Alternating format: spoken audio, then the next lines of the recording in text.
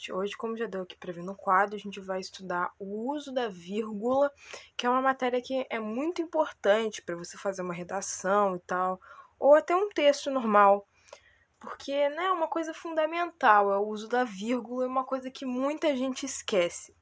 Então, para começar, a gente vai ter que ver termos da oração, é um pré-requisito para estudar o uso da vírgula.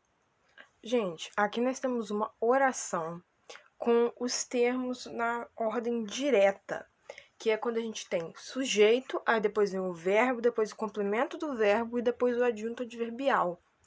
Acontece que, quando está em ordem indireta, quando qualquer coisa dessa sequência aqui estiver invertida, nós temos uma ordem indireta. E aí nós temos inversões, nós temos intercalações, e nós também temos os termos, alguns termos que ficam omitidos, ficam ocultos no meio da frase. E é aí que na escrita entra as vírgulas. E aqui só lembrando que a pausa na língua oral não corresponde a uma vírgula na escrita, porque cada um faz do jeito que quer a pausa. Eu posso pausar agora, mas tem gente que vai pausar depois. E isso não significa que é para pôr uma vírgula neste momento. Em algumas vezes pode sim, tipo num poema, ou dependendo do jeito que você quer passar a informação para a pessoa, pode sim ter uma vírgula. Mas dependendo do jeito, não. O uso da vírgula entre os termos da oração que a gente vai estudar agora. A gente vai dividir em duas partes. Os casos em que não se usa vírgula e os casos em que se usa a vírgula. Aqui nós temos um exemplo que alguns já vão ter percebido que eu estou separando o sujeito do predicado. E isso não pode acontecer.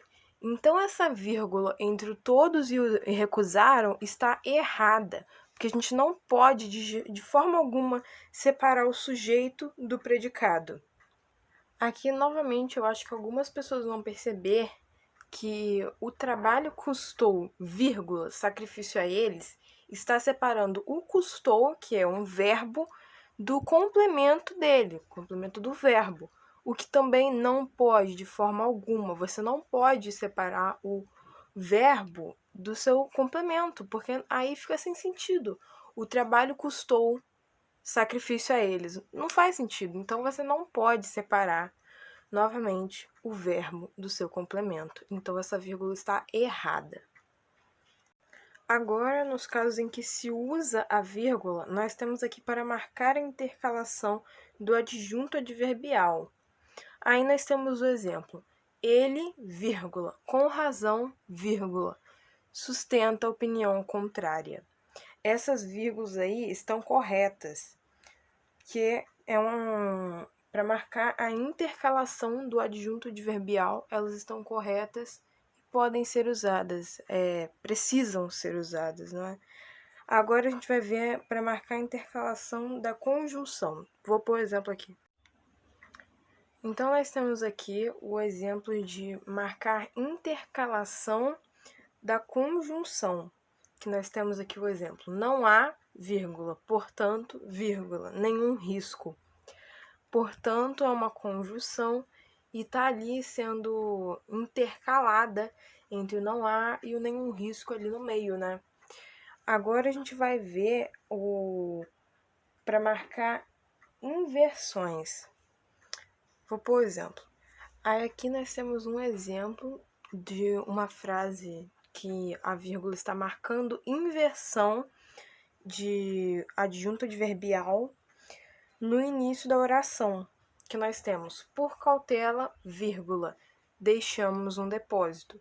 Por cautela, que seria a inversão do adjunto adverbial, que também poderia ser deixamos um depósito por cautela, então por isso que está mostrando inversão. E aí por isso que temos uma vírgula ali. Aqui, como dá para ver, a gente tem a inversão de um nome de um lugar antecipado às datas, que geralmente as pessoas põem, tipo, no caso, 10 de janeiro de 2020, vírgula São Carlos. Só que aqui tá o contrário. Então a gente põe essa vírgula aí depois do Carlos. Então fica São Carlos, vírgula, 10 de janeiro de 2020. Aqui nós estamos usando para enumerar que a gente tem o livro está, sujo, desgastado, velho e ruim. Então aqui nós temos um exemplo ao mesmo tempo de vírgula, mas ao mesmo tempo de 2 pontos também. Então, quando você faz uma enumeração, você precisa de colocar essas vírgulas. E no final você coloca o i. E agora, por último, para isolar o vocativo e depois o aposto. Aqui nós temos, não demore tanto, vírgula, meu filho. O vocativo é meu filho, então a gente põe uma vírgula para isolar o vocativo do resto da frase.